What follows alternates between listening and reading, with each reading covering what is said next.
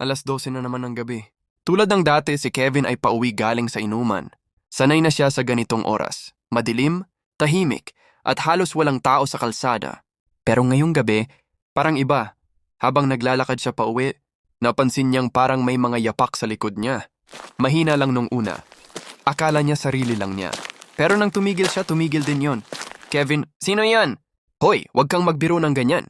Walang sumagot, pero nang lumingon siya, may nakita siyang itim na anino ng lalaki, nakatayo lang sa dulo ng daan, hindi gumagalaw. Parang nakamasid lang. Lumakad si Kevin ng mas mabilis. Pinagpawisan siya kahit malamig ang hangin. Bawat hakbang niya sumasabay ang yapak ng lalaking iyon. Hindi niya makita ang mukha, puro itim. Parang usok pero hugis tao. Nang malapit na si Kevin sa bago niyang inuupahan, tumunog ang cellphone niya. Isang unknown number. Hello? Sino ito? Walang sagot. Pero may maririnig. Mahina, garalgal, parang boses ng lalaki na nakakatakot. Napaatras siya. Kinilabutan. Agad niyang pinatay ang tawag. Pero sa kabilang linya bago tuluyang maputol, narinig niyang muli. Paglingon niya, nandun na naman ang lalaking itim. Mas malapit na. Hindi naglalakad. Parang dumudulas sa lupa, tahimik pero papalapit. Nagmamadaling tumakbo si Kevin, bawat lingon niya ay nandun ang nilalang. Napasigaw si Kevin at tumakbo papasok sa compound. May ilaw pa sa bahay ng matandang Lolo Crispin, kapitbahay nilang tahimik at mahilig magdasal. Tulungan niyo ako! Nagbukas ng pinto, may hawak na kandila.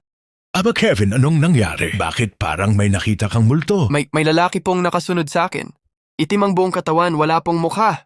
Matagal nang ginugulo ng nilalang na yan ang mga bagong lumilipat dito. Hindi siya tao. Kevin, isa siyang aninong kumukuha ng kaluluwa ng mga taong hating gabi umuuwi. Anong gagawin ko? Magdasal ka. At huwag kang tatakbo kapag nakita mo siya ulit dahil pag tumakbo ka, mas bibilis siya. Lumabas si Kevin sa gate, tanga ng rosaryo ni Lolo Crispin. Muli niyang nakita ang itim na lalaki, nakatayo sa gitna ng daan, nakayuko. Umalis ka! Wala kang karapatang sundan ako. Dahan-dahang tumingin ang nilalang. Nakita niya ang hitsura nito. Nakamaskara ito ng makakatakot. Lumapit ito. At bawat hakbang lumalakas ang hangin. Lahat ng ilaw sa poste, isa-isang namamatay. Ama namin, sumasalangit ka. Habang nagdarasal si Kevin biglang, wag. Lumapit sa kanya ang nilalang, sigaw ni Kevin. Halos di na makahinga si Kevin sa nakikita niya at takot sa nilalang nang biglang. Nagsalita ang nilalang. Ako ang bantay ng gabi, ayoko nang makita ang mukha mo. Napagalagala sa gabi. Nangako si Kevin na hindi na siya abot ng gabi sa labas ng bahay. Simula nang mangyari ang paghaharap nila ng nilalang hindi na ito lumalabas. Lalo na nagpapaabot ng dilim sa labas ng bahay. Naging tahimik ang kapaligiran at nawala ang nilalang.